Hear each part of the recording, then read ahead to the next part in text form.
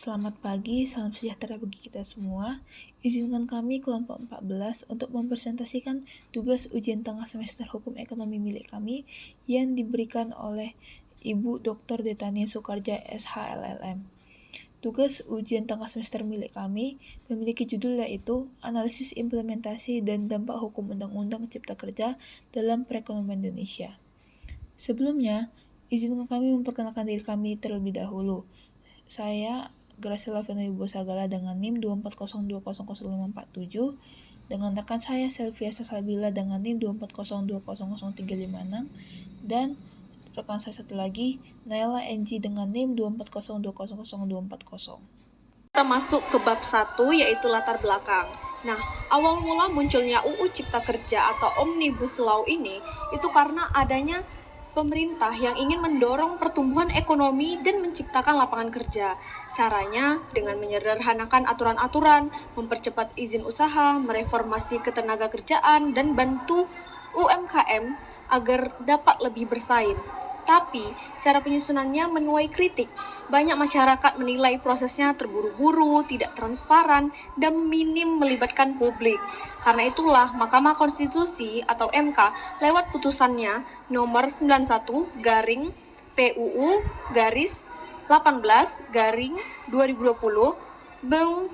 menjelaskan kalau UU ini itu inkonstitusional bersyarat. Artinya, masih berlaku tapi harus segera diperbaiki. Kalau tidak, UU ini bisa kehilangan kekuatan hukum. Nah, yang mana putusan MK ini itu penting karena menegaskan bahwa tata cara pembentukan undang-undang itu sama pentingnya dengan isinya. Satu ini, terdapat rumusan masalah yang nantinya akan kami bahas dan kami jawab dalam materi kami. Yang pertama, apa latar belakang lahirnya Undang-Undang Cipta Kerja dalam kerangka hukum ekonomi Indonesia? Dua, bagaimana peran negara dalam pembentukan dan pelaksanaan UU Cipta Kerja, baik sebagai regulator, intermediary, pelaku, maupun penyedia. Tiga, apa dampak hukum dan ekonomi dari putusan Mahkamah Konstitusi nomor 91-PUU-18-2020 terhadap keberlakuan UU Cipta Kerja? 4. Bagaimana implementasi UU Cipta Kerja dalam kegiatan ekonomi nasional?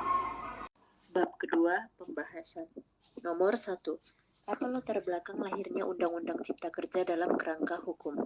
Undang-Undang Cipta Kerja lahir sebagai respons atas berbagai hambatan dalam iklim usaha Indonesia, seperti birokrasi perizinan yang rumit dan regulasi yang tumpang tindih. Tujuan utama undang-undang ini adalah meningkatkan daya saing ekonomi serta menarik investasi domestik dan asing. Salah satu pendekatan yang digunakan adalah Omnibus Law, yang menyatukan berbagai peraturan ke dalam satu undang-undang terpadu. UU Cipta Kerja fokus pada penyederhanaan perizinan ketenagakerjaan, investasi, dan pelindungan lingkungan. Pemerintah juga memperkenalkan sistem online single submission atau dikenal sebagai OSS untuk mempercepat proses perizinan usaha. Langkah ini diharapkan mempermudah pelaku usaha, khususnya UMKM, dalam memulai bisnis. Namun undang-undang ini mendapat kritik dari serikat pekerja dan aktivis lingkungan karena dianggap lebih pro pengusaha. Kekhawatiran muncul terhadap pengurangan hak-hak pekerja dan potensi kerusakan lingkungan. Meski demikian, pemerintah berharap UU ini bisa menciptakan lapangan pekerjaan dan menumbuhkan ekonomi yang inklusif. Tantangan ke depan adalah memastikan keseimbangan antara kepentingan ekonomi, sosial, dan lingkungan. Rumusan masalah kedua yaitu bagaimana peran negara dalam pembentukan dan pelaksanaan UU Cipta Kerja baik sebagai regulator, mediator, pelaku maupun penyedia. Nah, sebagai regulator sendiri, negara bertanggung jawab untuk merumuskan kebijakan yang menciptakan iklim usaha yang kondusif dan memastikan bahwa UU ini dilaksanakan dengan adil dan sesuai dengan tujuan yang telah ditetapkan. Peraturan ini meliputi pengaturan perizinan ketenagakerjaan, investasi, dan perlindungan lingkungan hidup yang semuanya bertujuan untuk mendukung tumbuhnya ekonomi yang inklusif dan berkelanjutan. Selanjutnya adalah negara juga berperan sebagai mediator yang menghubungkan berbagai kepentingan yang ada antara pengusaha, pekerja, masyarakat, dan pemerintah. Negara juga berfungsi untuk memastikan bahwa hak-hak pekerja tetap dilindungi meskipun ada perubahan dalam ketentuan ketenagakerjaan yang dimuat dalam UU ini.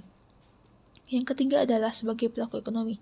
Negara melalui BUMN berperan langsung dalam sektor-sektor strategis yang mendukung ekonomi Indonesia, seperti sektor energi, infrastruktur, dan transportasi. Peran negara ini penting untuk memastikan bahwa sektor-sektor vital yang dikelola oleh BUMN dapat berjalan dengan efektif dan mendukung tujuan perekonomian yang lebih besar, yaitu penciptaan lapangan kerja dan peningkatan kualitas hidup masyarakat. Yang terakhir adalah negara berfungsi sebagai penyedia, yakni menyediakan infrastruktur dan fasilitas yang dibutuhkan untuk mendukung implementasi UU Cipta Kerja. Salah satu contoh nyata dari peran penyedia ini adalah pengembangan sistem perizinan elektronik atau Online Single Submission atau OSS yang memungkinkan pelaku usaha untuk memperoleh izin usaha secara cepat dan efisien.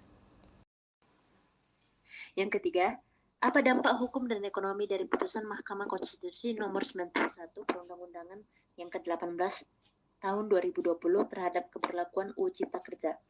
Putusan Mahkamah Konstitusi ini memberikan dampak besar terhadap keberlakuan UU Cipta Kerja. Mahkamah Konstitusi menilai bahwa pembentukan UU ini cacat prosedur karena kurangnya partisipasi publik.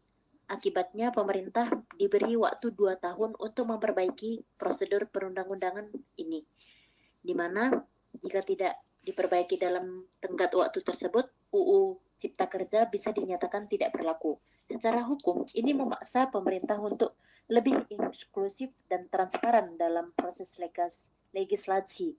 Dari sisi ekonomi, putusan ini menimbulkan ketidakpastian yang dapat menghambat masuknya investasi. Investor khawatir terhadap stabilitas regulasi dan prospek implementasi UU tersebut. Namun, perbaikan yang melibatkan berbagai pihak bisa meningkatkan kepercayaan publik dan pelaku usaha. Dalam jangka panjang, proses revisi yang baik dapat memperkuat fondasi hukum dan iklim investasi Indonesia. Masalah yang terakhir adalah bagaimana implementasi UU Cipta Kerja dalam kegiatan ekonomi nasional. Implementasi UU Cipta Kerja dalam kegiatan ekonomi nasional ini memiliki tujuan yang sangat ambisius, yakni untuk menciptakan iklim usaha yang lebih baik, mengurangi pengangguran, serta juga menarik lebih banyak investasi. Salah satu contohnya adalah sistem perizinan berbasis elektronik atau OSS yang dikenal juga sebagai Online Single Submission. Sistem ini memungkinkan pelaku usaha baik skala besar ataupun kecil untuk memperoleh perizinan usaha dengan cara yang lebih efisien dan tidak terjebak dalam birokrasi yang berbelit-belit. Dengan cara ini juga proses pengurusan izin yang sebelumnya memakan waktu lama kini dapat dipangkas menjadi lebih cepat. Namun demikian, tantangan terbesar dalam implementasi UU ini adalah bagaimana pemerintah dapat memastikan bahwa perubahan-perubahan dalam undang-undang ini tidak merugikan segmen-segmen tertentu dari masyarakat, terutama pekerja yang rentan. Banyak pihak khawatir bahwa perubahan ketentuan ketenagakerjaan dalam UU ini akan mengurangi perlindungan bagi pekerja, terutama dalam hal pesangon dan hak cuti. Lalu dalam hal investasi, UU Cipta Kerja bertujuan untuk menjadikan Indonesia sebagai tujuan utama bagi investasi asing di Asia Tenggara. Dengan menyederhanakan prosedur perizinan dan memberikan kemudahan dalam menjalankan usaha, Indonesia diharapkan bisa menarik lebih banyak investor yang ingin berinvestasi di berbagai sektor. Secara keseluruhan, implementasi UU Cipta Kerja dalam kegiatan ekonomi nasional memiliki potensi besar untuk memperbaiki iklim usaha di Indonesia. Kita masuk ke bab 3 yaitu kesimpulan. Jadi, intinya UU Cipta Kerja ini dibuat sebagai respons atas tantangan ekonomi Indonesia. Nah, tujuannya sendiri itu agar investasi masuk dengan lebih mudah dan lapangan kerja terbuka lebih luas, juga pertumbuhan ekonomi bisa lebih meningkat. Tetapi penerapannya menimbulkan pro dan kontra. Misalnya soal perlindungan pekerja dan keterlibatan masyarakat yang kurang. Putusan MK ini jadi pengingat bahwa pembentukan UU harus demokratis dan terbuka. Pemerintah juga punya peran penting baik sebagai pembuat kebijakan maupun pelaksana agar UU ini benar-benar berjalan secara efektif. Implementasi di lapangan juga belum ideal. banyak sektor merasa UU ini tidak sepenuhnya menguntungkan mereka, terutama buruh dan pelaku usaha kecil. Maka dari itu, pelaksanaannya butuh perhatian serius agar seimbang antara kepentingan investasi dan perlindungan pekerja. Agar tujuannya yang tadi, yaitu adalah untuk menstabilkan ekonomi Indonesia ini dapat tercapai. Selanjutnya adalah saran. Nah, dari permasalahan tadi, disarankan agar pemerintah segera mengevaluasi penerapan UU Cipta Kerja. Masyarakat termasuk serikat pekerja, akademisi, dan aktivis lingkungan perlu dilibatkan dalam pembentukan UU ini agar lebih terbuka dan transparan. UU ini juga perlu direvisi, terutama untuk menjamin hak-hak pekerja seperti pesangon dan jaminan sosial. Transparansi juga penting dalam menyusun aturan turunan UU ini agar tidak disalahgunakan. Pemerintah perlu kasih dukungan lebih untuk UMKM supaya mereka bisa bersaing di pasar. Dan terakhir, lembaga negara harus mengawasi lebih ketat agar pelaksanaan UU ini tidak hanya menguntungkan segelintir orang, tetapi benar-benar bermanfaat untuk masyarakat luas yang nantinya dapat membantu untuk sektor kemajuan ekonomi di Indonesia. Sekian dari kelompok kami. Mohon maaf jika ada salah-salah kata. Sekian dan terima kasih.